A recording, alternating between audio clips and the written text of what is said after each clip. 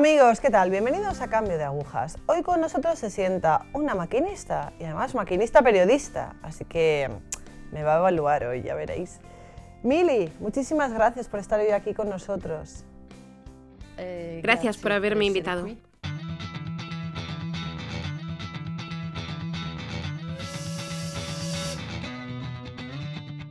¿Puedes presentarte un poco a nuestros telespectadores?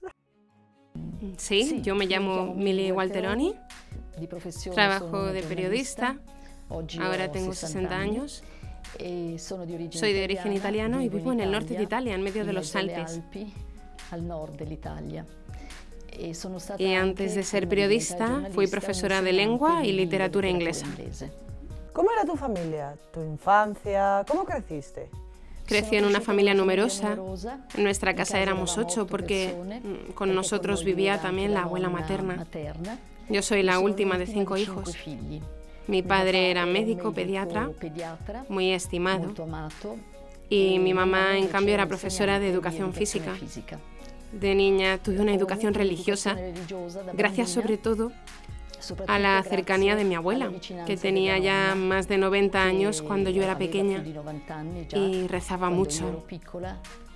Vale, entonces entiendo que de niña sí que tuviste una infancia muy vinculada a la religión, pero al entrar a la adolescencia esa religión, ese catolicismo se fue alejando de ti. ¿Por qué fueron estas circunstancias? De niña, como he dicho, creía verdaderamente en Jesús. Tenía una fe profunda. Después, desgraciadamente, cuando llegué a la adolescencia, mi vida fue vapuleada por una tragedia, que fue la muerte antes de mi hermano, que se quitó la vida cuando yo tenía 13 años y él tenía 24.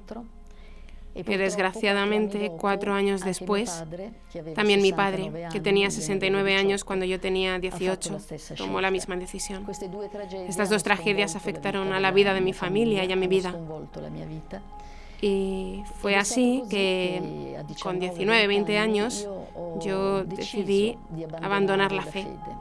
Elegí conscientemente dejar de creer en Dios, porque ante un dolor tan grande debido a estas dos tragedias tan dolorosas, yo pensaba que no era posible que Dios existiese.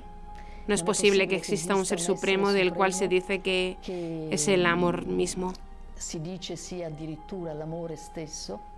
Y que en cambio permite que en la vida de una persona pasen tragedias tan grandes y tan dolorosas. Por eso me alejé de la fe. Empecé a ir a la universidad y me consideraba una agnóstica, es decir, una persona que no cree que haya algo más y simplemente vive la vida humana. ¿Y cuánto tiempo crees que viviste de agnóstica durante la universidad? ¿Y qué es lo que te hizo cambiar para volver otra vez al catolicismo? Desde que fui a la universidad hasta cerca de 40 años he sido agnóstica.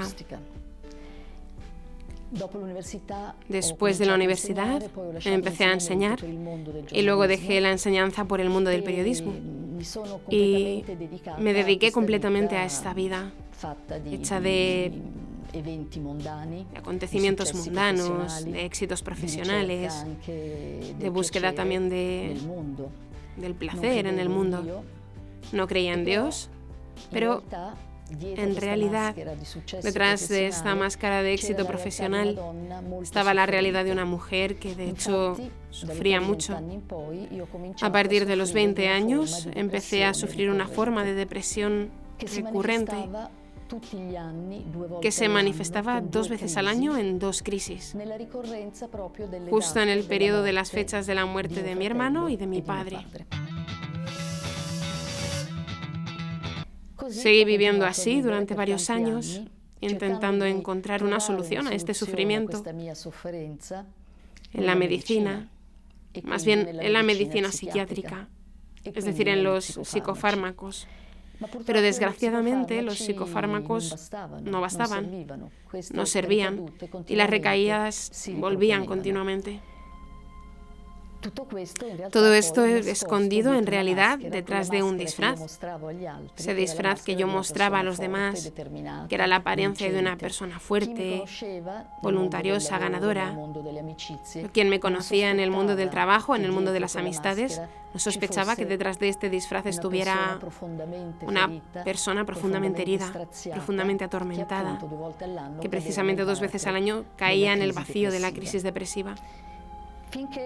Hasta que, poco a poco, probando distintos fármacos, con los fármacos, llegué a un punto en que estaba tan llena de psicofármacos que tomaba una mezcla de 7 pastillas y ya no podía seguir trabajando. Estaba demasiado decaída. No sabiendo qué hacer, decidí finalmente recurrir a una solución que se me presentó, que era la posibilidad de una jubilación anticipada.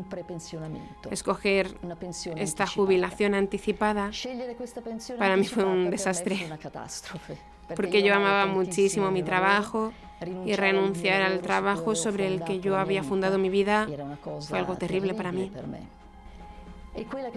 Y lo que parecía una desgracia, en realidad fue mi fortuna, porque en el momento en que tomé esa decisión yo sentí que tenía que reencontrar a Dios.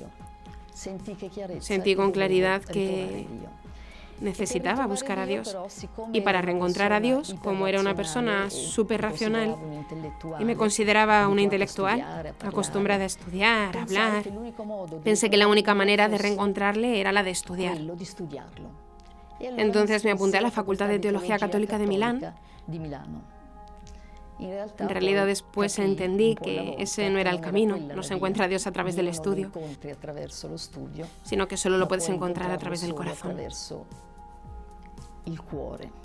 ¿Qué fue lo que hizo clic en tu corazón para sentir la necesidad de Dios? ¿Fue algo de fuera? ¿Fue algo de dentro? Pues antes que nada, cuando me acerqué a Dios, yo intenté hacerlo a través de la lectura de los Evangelios. Y comencé enseguida a entender que en aquellas palabras estaba el sentido profundo de la vida. Pero mi vida ahora era ya tan complicada que pensar me embarrullaba y solo tener la palabra de Dios no era suficiente para arrancarme de lo que yo llamo mi abismo, el abismo en que me precipitaba.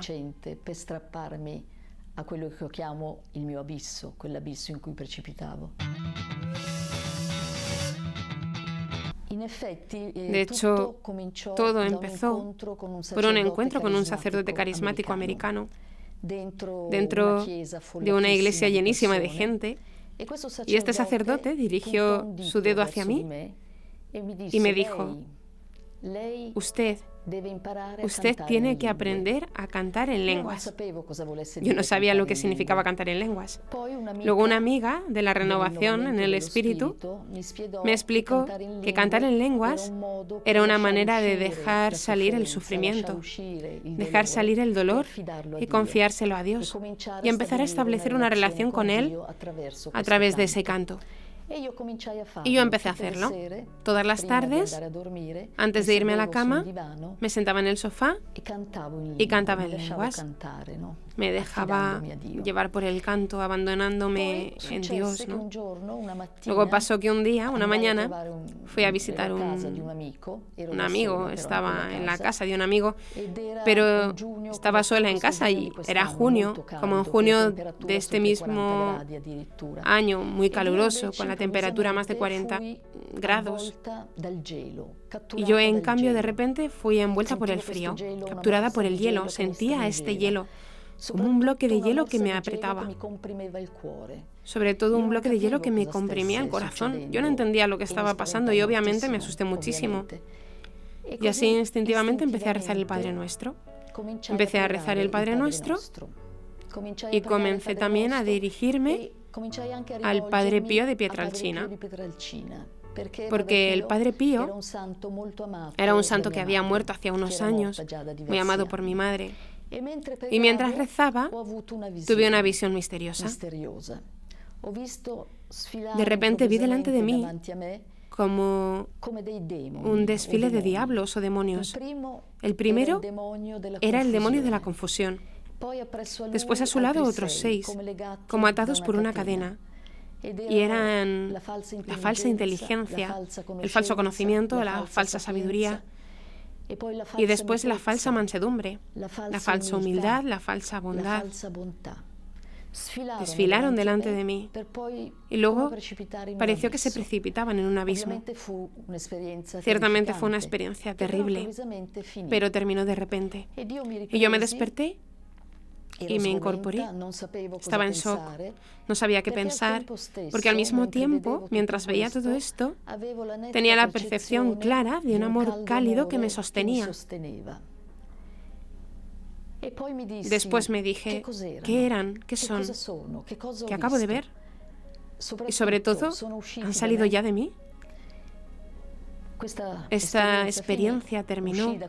Salí de esta casa y me fui a pasear. No hablé con nadie, tampoco con los amigos que tenía en la renovación del espíritu, porque era algo demasiado impresionante y prefería no contárselo a nadie. Por otro lado, al cabo de un par de días, tuve otra experiencia misteriosa. Me había acostado, como suelo hacer cada noche sola en mi casa, y de repente me desperté y estaba cayendo como en una especie de un gran vacío, un abismo, sin luz, totalmente oscuro, lleno de raras presencias que me tocaban, que intentaban como detenerme. Y era un abismo en que resonaban gritos, llantos, lamentos muy, muy dolorosos también para quien los escucha. Yo intenté agarrarme a las paredes de este abismo para subir y me levanté, me agarraba para intentar salir, esperando volver a ver la luz.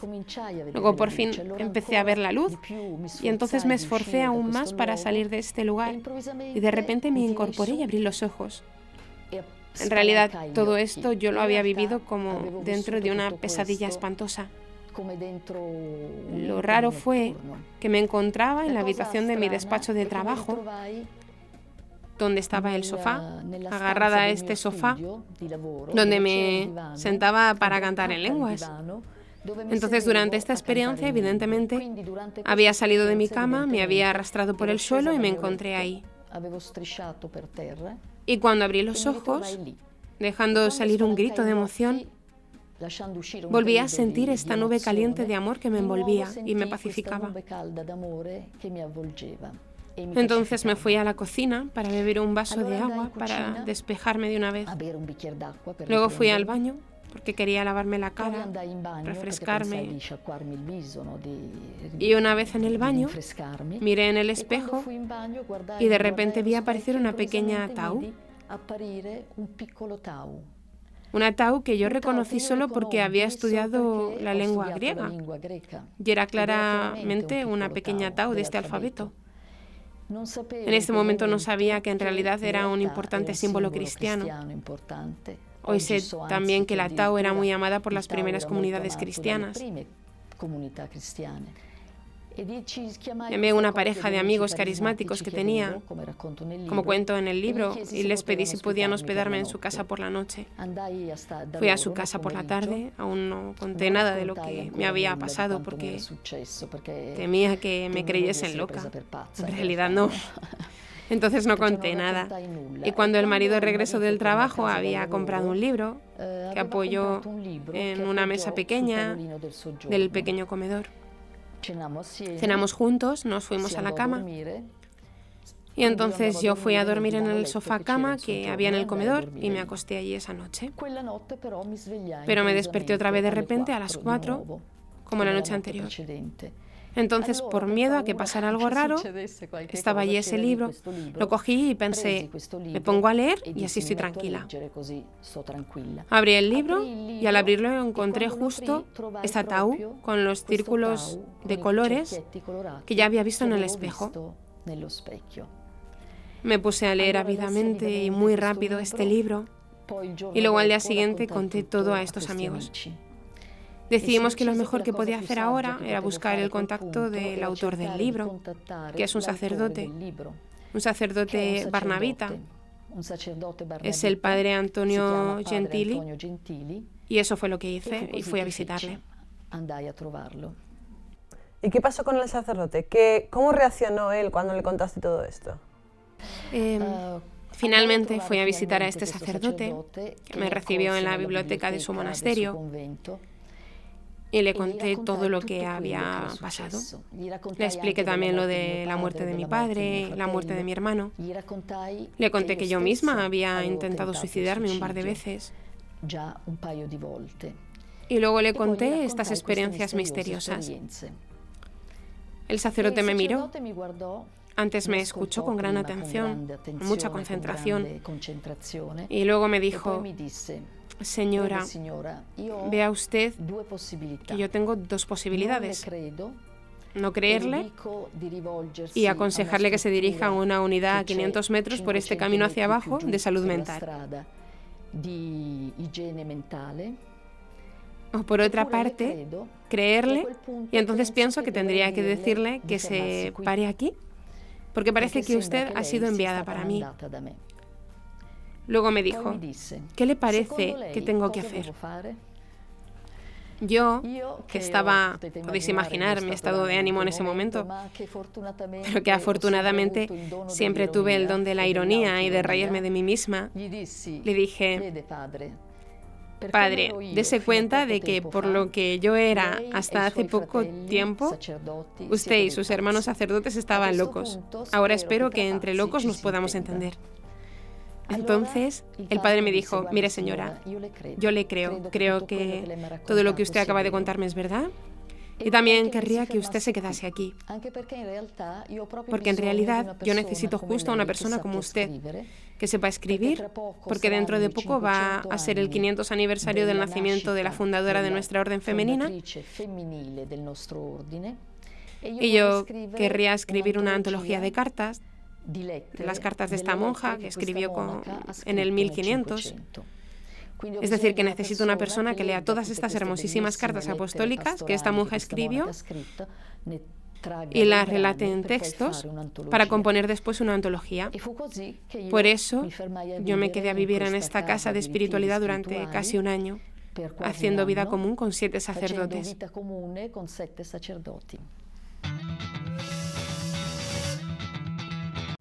¿Y esa experiencia te ayudó a reafirmarte en tu fe, a creer en Dios, a, no sé, hacer un conocimiento de aquello que te estaba pasando?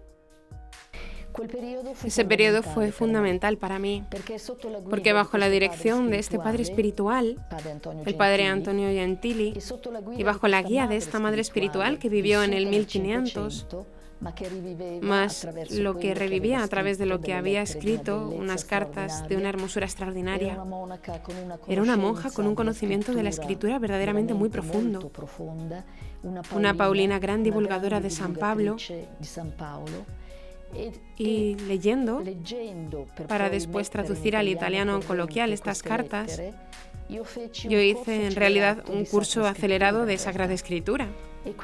E hice entonces un camino muy fuerte, avanzado en el conocimiento de la palabra de Dios. Más aún porque, además, en este tiempo, el padre Antonio, después de 3, 4, 5 meses de comenzar, me hizo hacer 7 semanas de ejercicios espirituales. Esa era una casa de retiros espirituales. Llegaban varios grupos de laicos y religiosos, y en cada ocasión el padre Antonio me unía a ellos. Entonces fue una experiencia, fue full immersion, una inmersión total en la fe vivida concretamente y en la fe estudiada, leída. Fue un tiempo extraordinario para mí. ¿Nos explicas un poquito por qué viste esa letra Tau? ¿Qué significaba en ese momento para ti? ¿Qué significa ahora? ¿Por qué la viste? Yo intenté entender el porqué y al final entendí que en realidad la Tau es un símbolo hermosísimo que expresa completamente el sentido de la fe cristiana. Primeramente también el significado históricamente más real, ¿no? Porque parece que en realidad también la cruz tuviera este palo horizontal en lo vertical, pero además esto, la Tau, es el símbolo de la transformación, el símbolo de la transformación a la que el hombre está llamado a través de un camino, a través del camino que empieza desde nuestro nacimiento y que sigue durante la vida, en esta peregrinación aquí en la tierra, Es un camino de evolución, un camino por medio del que nosotros estamos llamados a despertar nuestra alma. Y despertarla significa tomar conciencia de que Jesucristo vino a la tierra, dejándonos esta señal para recordarnos que nosotros somos criaturas hechas a imagen y semejanza de Dios. Pero en el símbolo de la Tau, yo vi también el símbolo que devolvió valor al sufrimiento. Nuestra sociedad ya no quiere oír hablar de sufrimiento y de dolor. Lo intenta todo para esconderlos o para solucionarlos de alguna manera, ¿no? Yo misma, durante toda mi vida, intenté huir de mi sufrimiento. Y mi camino de curación empezó justo cuando acepté mi sufrimiento como parte de mí misma y asumí la responsabilidad de mi sufrimiento.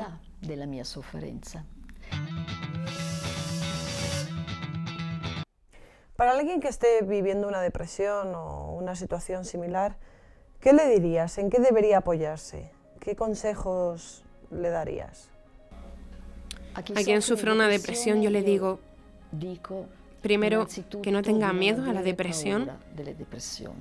No tener miedo a la depresión, que de algún modo expresa un sufrimiento profundo que está dentro de él. Entonces, el camino que ha de recorrer es justo intentar entender de dónde nace ese sufrimiento y obviamente buscar todas las ayudas posibles para llegar a salir de este dolor.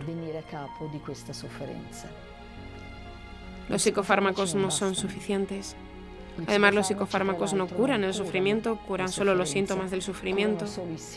El sufrimiento, en cambio, tiene causas, tiene un origen, tiene su propia manera de ser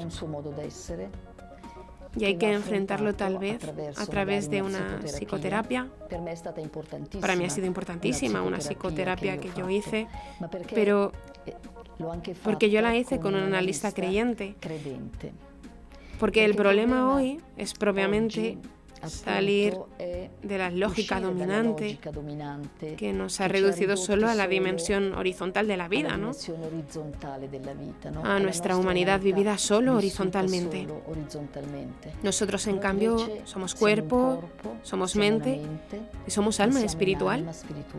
La trascendencia está en nosotros. Nuestra vida es un espacio divino. Y en el momento en que entendemos esto, nuestra vida cambia, porque cambia la perspectiva con la que nos miramos a nosotros mismos y miramos a los demás. Y el amor misericordioso de Dios nos enseña sobre todo a aceptar nuestras heridas, a cuidar nuestras heridas, a no tener miedo a nuestras heridas y hasta amarlas para poder curarlas. Quería preguntarte por el título de tu libro, porque en él nombras la palabra abismo. ¿Por qué esta palabra? ¿Por qué se repite tantas veces, por ejemplo, en el libro? Sí. En mi libro se repite la palabra abismo. Aparece varias veces porque cuando uno sufre de depresión, cuando cae en el síndrome depresivo, es como caer de verdad en un abismo de tinieblas, en el que ya no puede verse a sí mismo, ya no ve a los demás, solo está agobiado por sentimientos negativos y no ve. Ya no tiene ninguna esperanza en la vida. Esto explica por qué muchas veces se llega hasta intentar el suicidio. Aunque no siempre todas las personas con depresión llegan al suicidio y normalmente los que lo intentan no siempre sufren de depresión, ¿no? Son dos cosas diferentes. Un abismo, que es también el abismo del mal, el sufrimiento, un abismo, yo creo que es también el abismo de lo que nosotros llamamos el infierno. Es decir, allí donde quien domina es el adversario de Dios, es el enemigo de Dios. Y los sentimientos que Él suscita son exactamente lo contrario de los sentimientos que Dios suscita. Y ahora que has encontrado a Dios, que ahora tienes por fin fe en tu vida, ¿qué significa esto para ti? ¿Qué es lo que la fe representa para ti? Yo me considero salvada. Me considero salvada. Yo estaba ciega y he reencontrado la vista. Estaba muda y he reencontrado la palabra. No sabía quién era, no sabía lo que era. Vivía mi vida creyendo estar en la justicia y en cambio a veces me encontraba en el error. Hoy he entendido, gracias al Evangelio, al descubrimiento del Evangelio, cuál es el sentido profundo de la vida. Y yo digo también que el Evangelio es un manual extraordinario de instrucciones para la vida, además de ser un excelente manual de psicología de lo profundo. Porque Cristo Él es el mejor psicólogo y conocedor del hombre, del ser humano, y sabe lo que es bueno y lo que es malo. Cuanto más uno se dirige hacia Dios, más llega a comprender el misterio del hombre y más uno consigue entrar en la profundidad de nuestra dimensión tanto física como también psíquica. Mili, muchísimas gracias por estar hoy con nosotros, muchísimas gracias por tu testimonio. Esperamos verte tal vez, quizás, otro día. ¿Quieres terminar diciendo algo a los que nos están viendo? ¿Alguna cosa más? Yo les agradezco mucho por haber escuchado mi historia y quiero decir que si he escrito este libro ha sido justo solo para dar mi testimonio a todo el mundo de que Dios existe y que está ahí, listo para socorrernos, para sacarnos cada día de los pequeños o grandes abismos en los que caemos cotidianamente. Muchas gracias, Mili. Gracias.